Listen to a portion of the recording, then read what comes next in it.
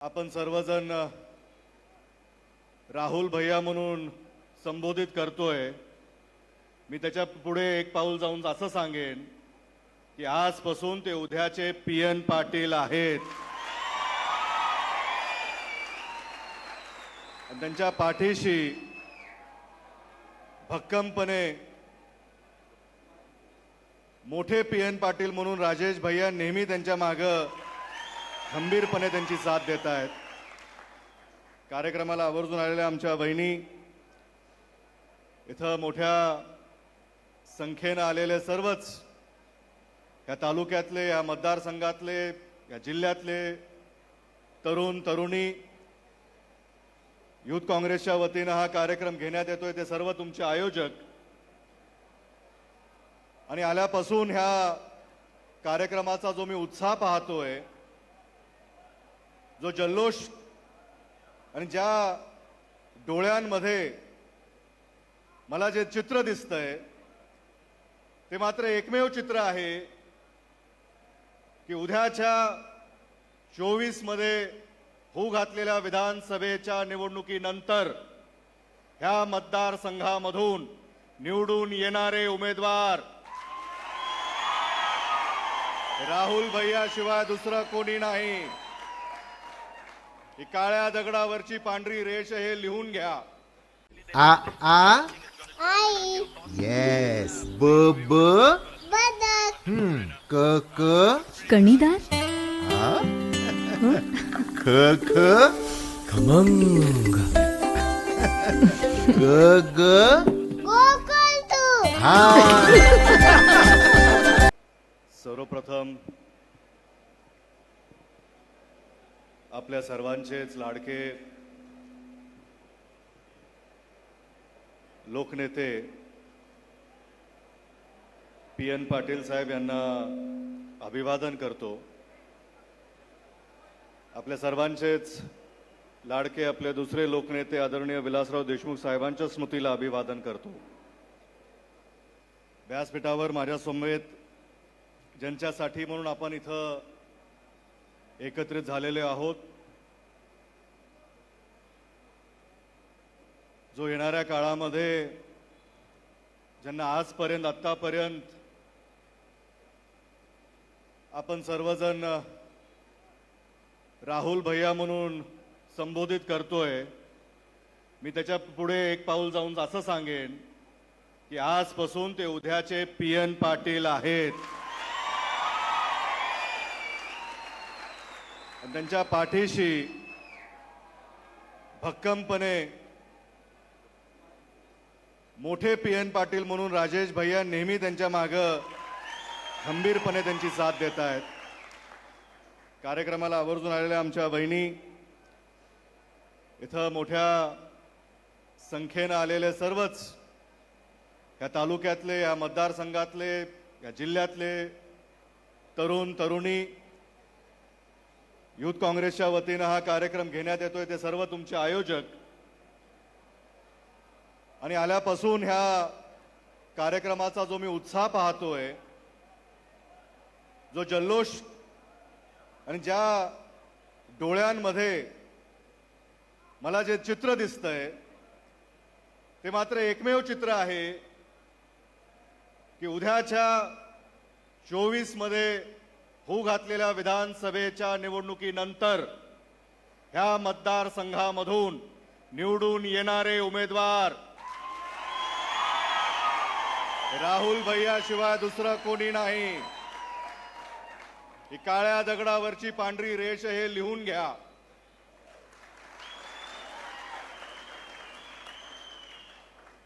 आणि कोल्हापूरचं नातं आणि लातूरचा जिव्हाळा हे गेली 5 दशक ज्या पद्धतीने चालू आहे, आपल्याला मी शब्द देतो की येणारी 5 दशक त्याच पद्धतीने तो जिव्हाळा कायम ठेवण्याची जबाबदारी हे देशमुख कुटुंबीय आणि पाटील कुटुंबीय, कारण काय आदरणीय विलासराव देशमुख साहेब आणि पीएन पाटील साहेब यांचे किती किस्से सांगावेत, किती आठवणीला उजाळा द्यावा तेवढं कमी आहे।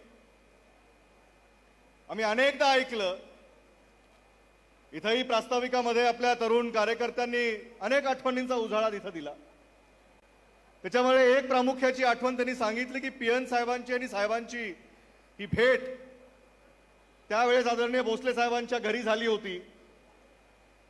आणि खऱ्या अर्थानं 80 मध्ये साहेबांना पक्षाने आमदार म्हणून तिकीट दिलं लातूरमध्ये. आणि 80 मधून जेव्हा ते सभागृहामध्ये गेले आणि भोसले साहेबांच्या आणि त्यांच्या संबंधामध्ये सुरुवात झाली आणि एक कलाटणी देणारा तो प्रसंग आहे. एखादा तरुण आमदार युथ काँग्रेसच्या माध्यमातून पंचायत समिती गावाचं सरपंच पद हा सगळा कार्यकाळ आदरणीय विलासराव देशमुख साहेबांचा राहिला.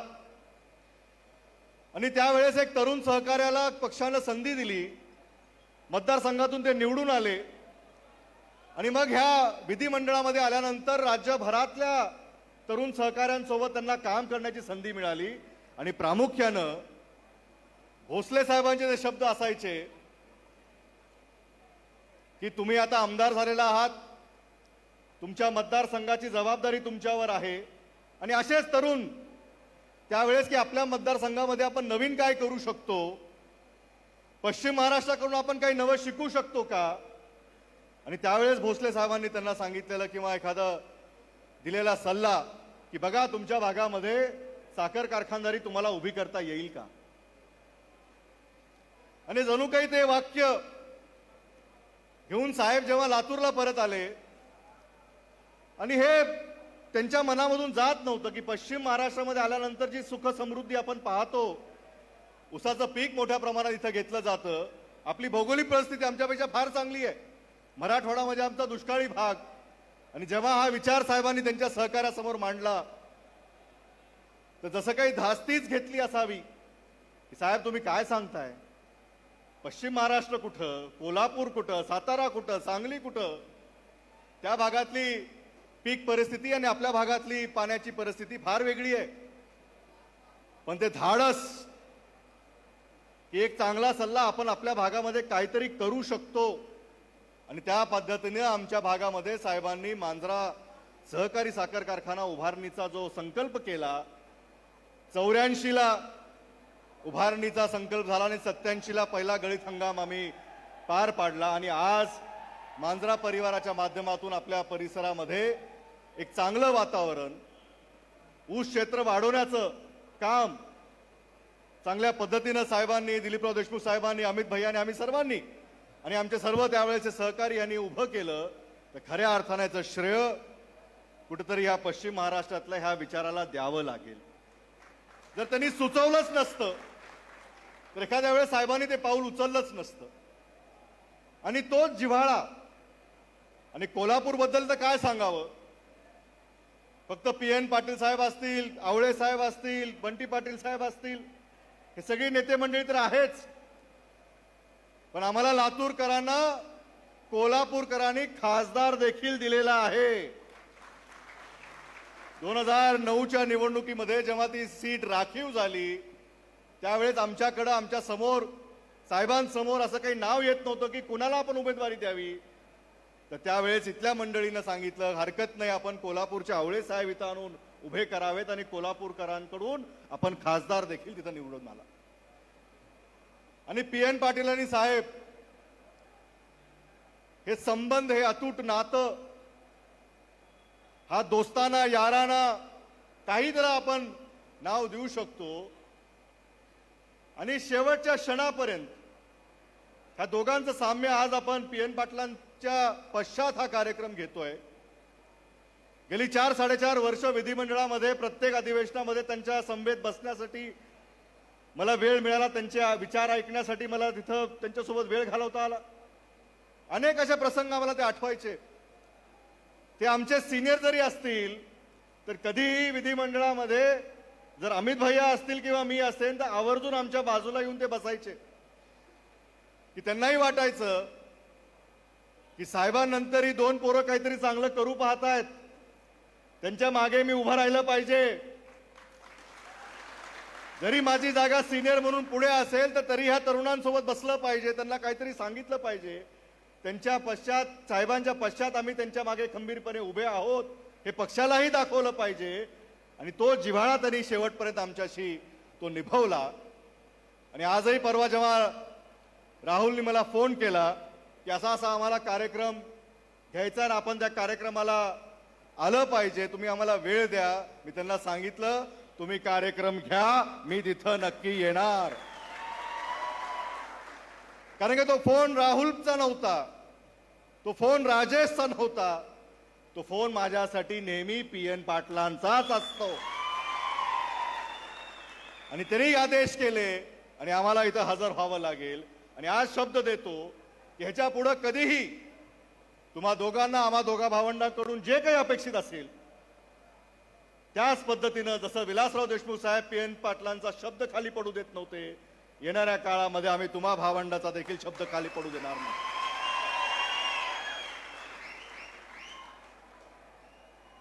राहुलने ज्यांचं इथं मनोगत व्यक्त केलं, त्यांच्या घरावर, कुटुंबावर दुःखाचं डोंगर किती मोठा असेल हे आपल्या कुणालाच त्याची जाणीव नाही किंवा जाणीव आपण करू शकत नाही.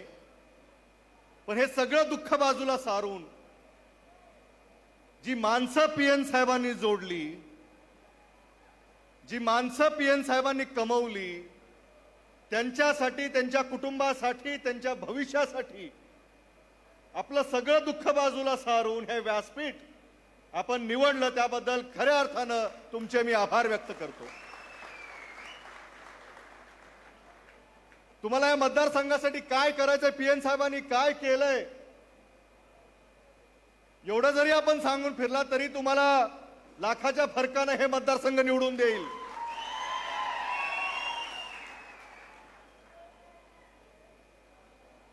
दोनशे 92 बघा बेरीज जमते का. 292 सारखी लीड राहुल भैयाला जर आपण दिली तर खऱ्या अर्थानं 292 आपल्या मतदारसंघात रुजलेलं आहे, आपल्याला कळेल. ते मनोगत देत असताना आमच्या साहेबांच्या आठवणी असतील, आमच्यावर आलेले प्रसंग असतील, कुटुंब म्हणून त्या सगळ्या प्रवासातून आम्ही जवळून गेलेले आहोत. आज साहेबांना जाऊन 12 वर्ष झालेली आहेत, पण असा एकही दिवस, एकही क्षण जात नाही. आजचाही कार्यक्रम सुरुवातीपासून अंतपर्यंत साहेबांचं नाव, PN साहेबांचं नाव आपण घेत आहोत. एवढी मोठी व्यक्तिमत्व आपल्या काँग्रेस पक्षाने ज्यांना मोठं केलं, ज्यांना संधी दिली, आणि प्रत्येक त्या संधीचं सोनं आपल्या लोकांच्या आयुष्यामध्ये करण्याचा प्रामाणिक प्रयत्न प्राणाच्या शेवटच्या श्वासापर्यंत ह्या व्यक्तिमत्वांनी केला. त्या व्यक्तिमत्वांना आपण सलाम केला पाहिजे. आदरणीय विलासराव देशमुख साहेब असतील, आदरणीय PN साहेब असतील. आणि मला आठवत आहे लोकसभेच्या निवडणुकीच्या रणधुमाळीमध्ये PN साहेब शेवटच्या सभेपर्यंत, सकाळी शाहू महाराजांची आम्ही भेट घेतली, तिथेही तोच उल्लेख होता, काय कार्यक्रम आहे तुमचा कोल्हापूरमध्ये, त्यांनी विचारलं. म्हणजे नाही, आम्हाला राहुल भैयांनी त्या कार्यक्रमासाठी बोलवलंय. आवर्जून त्यांनी सांगितलं की शेवटची माझी बैठक, PN साहेब माझ्या गाडीमध्ये होते, मी PN सांगितलं की तुमची थोडी तब्येत नाजूक दिसते, जरा तुम्ही काळजी घ्या, डॉक्टरला दाखवून घ्या. PN साहेबांचे शेवटचे शब्द साहेबांना होते की साहेब बरोबर आहे, थोडा आराम करतो, आज मतदान, म्हणजे आता निवडणूक संपलेली आहे, प्रचार संपलेला आहे, मतदान वगैरे होईल आणि सोमवारी मी डॉक्टरला दाखवतो. आपल्याही आरोग्याची काळजी न करता ज्यांनी पक्ष कार्यामध्ये आपल्याला वाहून दिलं, असे PN साहेब, त्यांच्या आठवणीचा उजाळा आज इथे होतोय. पण या आठवणीचा उजाळा करत असताना आपण सर्वांनी हे विषय लक्षात घेतले पाहिजेत की जे PN साहेबांनी केलं, जे आपल्या हातावर हा मतदारसंघ त्यांना पाठ होता. अनेक तरुणांनी किस्से सांगितले, चेन्नईमध्ये गाडी अडकली तरी 292 हा आपला नंबर. कुणाची गाडी अडवली, कुणाच्या रस्त्याचं काम असेल, कुणाच्या वस्तीचं काम असेल, कुणाला अधिकाऱ्याकडे काम अडचण असेल, एक फोन केला की PN साहेब आपल्या मागे आहेत आणि ते काम आपलं व्हायचं. हे सगळं आठवत असताना आम्हालाही ते आठवणी आल्या की साहेब गेल्यानंतर साहेबांचा नंबर देखील महाराष्ट्रातल्या कानाकोपऱ्यातल्या किंबहुना देशातल्या लोकांकडे तो होता. पण त्यावेळेस रितेश भाई यांनी एक पाऊल उचललं की साहेबांच्या मोबाईल नंबर आपल्याला चालू ठेवायचा आहे. 12 वर्षा पहिल्याची गोष्ट सांगतोय. त्यावेळेस व्हॉट्सअप वगैरे आपल्याकडे तसं नव्हतं. पण नंबर चालू ठेवत असताना आम्ही हा विचार केला की साहेबांचे चांगले भाषण, म्हणजे साहेबांचा नंबर डायल केल्यानंतर साहेब स्वतःहून नंबर उचलायचे आणि त्याला उत्तर द्यायचे. तर आज तागायत तो नंबर चालू आहे आणि आज जरी कुणी त्या नंबरला डायल केलं तर साहेबांची भाषणं आपल्याला त्याच्यावर ऐकायला मिळतात. आमच्याकडे नेहमी ते मोबाईलचे फोनचे प्रसंग किंवा मोबाईलच्या बिलवर आम्ही बघतो की किती तास हा मोबाईल चालतोय.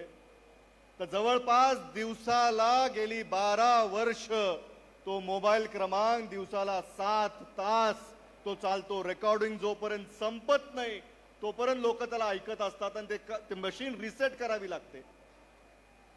माझा ह्या कार्यक्रमानिमित्तानं आपल्या सर्वांना दोघांना हा छोटासा सल्ला असेल की पीएन साहेबाचा जो नंबर चालू आहे तो ह्या करवीर मतदारसंघाचा प्रामुख्यानं हेल्पलाईन नंबर म्हणून आपण तो चालू ठेवावा.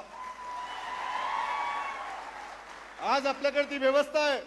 एखादा कॉल सेंटर त्याच्या मागे आपण उपस्थित करू शकतो. एखादा कॉल डायव्हर्ट करून तो राहुल भैयाला, राजेश भैयाला तो नंबर डायव्हर्ट होऊ शकतो. की आजही जो व्यक्ती अपेक्षेनं पीएन साहेबाचा नंबर डायल करेल तर आजही त्याचं काम झाल्याशिवाय राहणार नाही, याची शाश्वती आपण त्यांना ह्या कार्यक्रमानिमित्ताने द्यावी. कारण का ही व्यक्तिमत्व फार मोठी आहेत. ह्यांचं मोठेपण फार मोठं आहे, यांचं काम फार मोठं आहे. आपण त्या कामाची तुलना करू शकू का नाही माहित नाही राहुल भैया, पण आपल्या सर्वांवरती एक जबाबदारी आहे की किमान त्यांच्या सारखं त्यांनी जसं आपल्या लोकांना वागवलं, ज्या पद्धतीने आपल्या लोकांची काळजी घेतली, ती अपेक्षा आहे, ती जबाबदारी आता तुमच्यावर आहे, राजेश भैयांवर आहे की त्या लोकांना एक कुटुंब म्हणून आपण आता वावरलं पाहिजे. कुठल्याही लोकांना आपल्याकडं जी अपेक्षा व्यक्त केली त्या पद्धतीनं, त्या प्रयत्नानं आपण त्यांचं काम केलं पाहिजे. कोल्हापूरच्या मातीमध्ये प्रत्येक गावागावामध्ये एक तालीम असते. एक चांगला पट्टू, एक चांगला खेळाडू आपल्या भागातून निर्माण होऊ शकतो. अनेक असे स्वप्न पूर्ण आपल्याला करायचे. पीएन साहेबांचे जे काही स्वप्न असतील ते स्वप्न पूर्ती करण्यासाठी येणाऱ्या काळामध्ये आपल्या सर्वांना मिळून काम करायचं आहे. मग ते सरकारच्या माध्यमातून असेल, विधिमंडळाच्या माध्यमातून असेल, गरज पडली स्थानिक स्वराज संस्थेच्या माध्यमातून असेल, आणि सरकार जर आपल्या विचाराचं नसेल तर रस्त्यावर उतरून देखील त्या न्याय हक्क लोकांना मिळवून देण्यासाठी आपण सर्वजण येणाऱ्या काळामध्ये सज्ज झालं पाहिजे.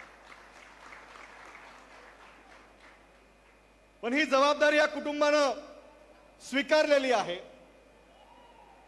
आपण सर्वांनी विनंती केली की कुटुंबाने ठरवावं, आपल्या गटाने ठरवावं की येणाऱ्या काळामध्ये ह्या गटाचं प्रतिनिधित्व कोण करणार आहे. पीएन साहेबांच्या विचारांना जी कार्यकर्त्यांची एक मोठी फळी पीएन साहेबांनी जोडलेली आहे, ह्या कार्यकर्त्यांच्या फळीला येणाऱ्या काळामध्ये आधार कोण देणार आहे, कुटुंबाने ठरवावं. कुटुंबाने ठरवलेलं आपल्याला राहुल भैयांचं नाव त्यांनी पुढे केलेलं आपण सर्वांनी एकमताने ते स्वीकारलेलं आहे. पण तिथं ती जबाबदारी संपत नाही.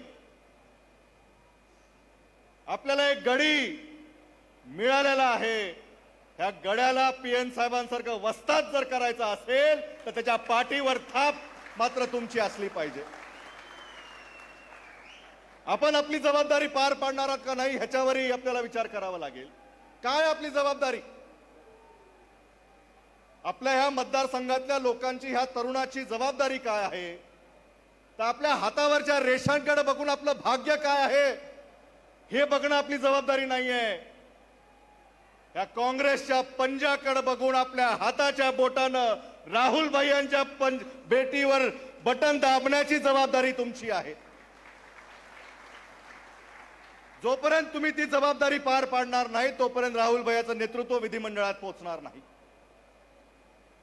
पक्षाकडून जे काही लागेल, जे काही सहकार्य लागेल, आम्ही सर्वजण कोल्हापूरमध्ये, आता बंटी पाटील साहेब आपल्या सर्वांचं नेतृत्व करतात, एक मूठ त्यांनी बांधलेली आहे.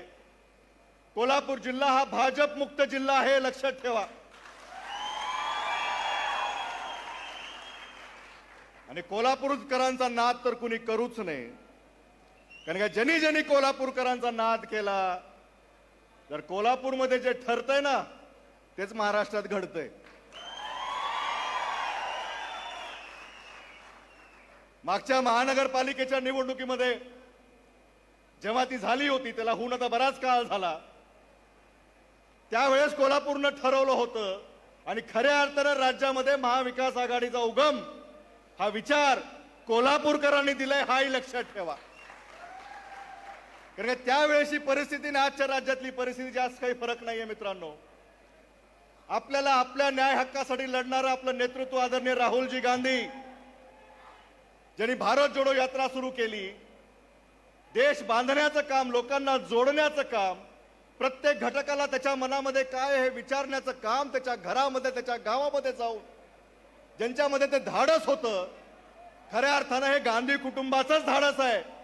ही परिस्थिती काही जरी असेल, किती जरी अडचण असेल, कोणतंही राज्य असू द्या देशामध्ये, काश्मीर ते कन्याकुमारी, मुंबई ते मणिपूर, हा सगळा अख्खा देश त्यांनी पिंजून काढला. कधी त्यांनी हा विचार केला नाही की त्या राज्यामध्ये आपली सत्ता नाही, तिथं आपण जाऊ नये, त्या राज्यामध्ये आपला आमदार नाही, तिथं आपण जाऊ नये.